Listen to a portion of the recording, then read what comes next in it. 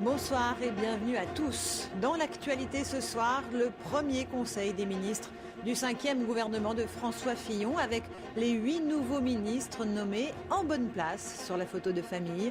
Le président de la République leur a demandé d'être solidaires et de rester prudents dans leur prise de parole. Frédéric Mitterrand, le nouveau ministre de la Culture et de la Communication, a lui fait une entrée remarquée après sa nomination auto-annoncée hier. Et puis nous ferons aussi connaissance avec les 2 nouvelles femmes du gouvernement, Nora Berra et Marie-Luce Pinchard. Près d'une semaine après la disparition à Maubeuge de la petite Tiffaine, âgée de 5 ans, sa maman lance un appel au secours ce soir. Elle demande que tout soit fait pour retrouver sa petite fille. Un témoignage bouleversant. Le coup d'envoi des soldes d'été avec des rabais très importants, en moyenne 50%, qui provoquent l'affluence dans les magasins. Les commerçants espèrent que les soldes vont doper la consommation. Enfin, le trésor des sœurs visitandines. Ces religieuses ont fait don d'œuvres d'art inestimables, ce qui a permis l'ouverture d'un musée à Moulins-sur-Allier, une visite exceptionnelle que nous ferons à la fin de ce journal.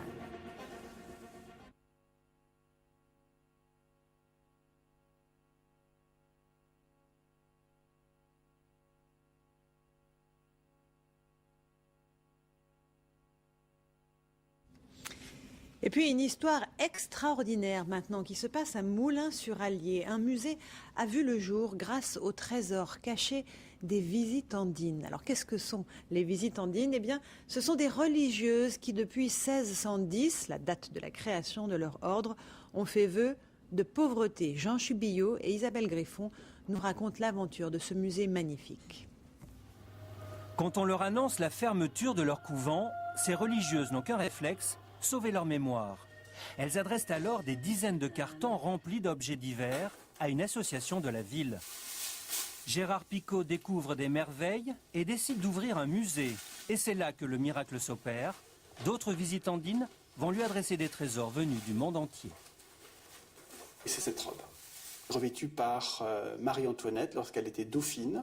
Elle a été vendue en 1848, d'après les archives des Sœurs, par le garde-meuble et rachetée par des bienfaiteurs. Ce velours rebrodé d'argent par les Sœurs en 1665 était le capitonnage du carrosse du sacre d'Henri IV. Et le public découvre aujourd'hui cette richesse dans différentes expositions à Moulins-sur-Allier. Tout ici n'est qu'argent, vermeil, pierres précieuses et diamants. Des tissus entièrement brodés, uniques au monde. Sur cette chasuble venue de Lisbonne reposent 3 kilos d'or, rien de moins. Si le couvent n'a pas fermé, les visitandines de Moulins, elles, sont ravies d'être à l'origine d'un tel musée, d'autant qu'elles ont fait vœu de pauvreté. Enfin, nous n'en avons pas même la notion de la richesse. Parce que Dieu me suffit.